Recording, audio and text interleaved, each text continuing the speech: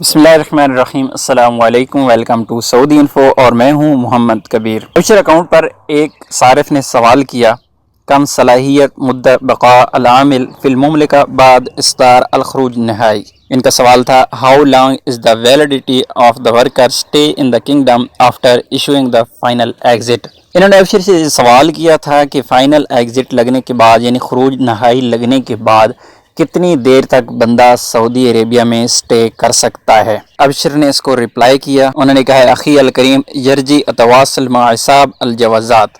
इसकी ट्रांसलेशन ये है कि dear brother please communicate with the passport account.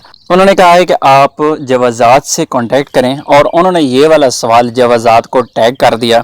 तो फिर उसके जवाब में जवाजात ने कहा, अहलन बिक अल तालीमात तशतरत अन ततम अल मुगादरा खिलाल 60 यौम मिन तारीख इसदार अल ताशीरा शाकरीन लकुम तवासलकुम। उन्होंने कहा, you are welcome to leave with 60 days of the visa issuance date, thank you for your communication.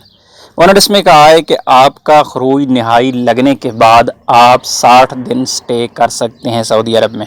60 दिन स्टे कर सकते हैं। जब भी खरूज नहाई लगता है उसके बाद आपके पास 60 दिन का टाइम होता है। 60 दिन के अंदर अंदर आपको सऊदी अरेबिया छोड़ना होता है। तो उम्मीद है आज की ये वीडियो अच्छी लगी होगी। वीडियो अच्छी लगी तो वीडियो को लाइक और शेयर ज़रूर कीजिएगा, और अगर आप मेरे चैनल सऊदी इन्फो पर नए हैं तो मेरे चैनल को सब्सक्राइब कीजिएगा। मिलते हैं एक और नई वीडियो के साथ, तब तक के लिए इजाज़त दीजिए। अल्लाह हाफ़िज़।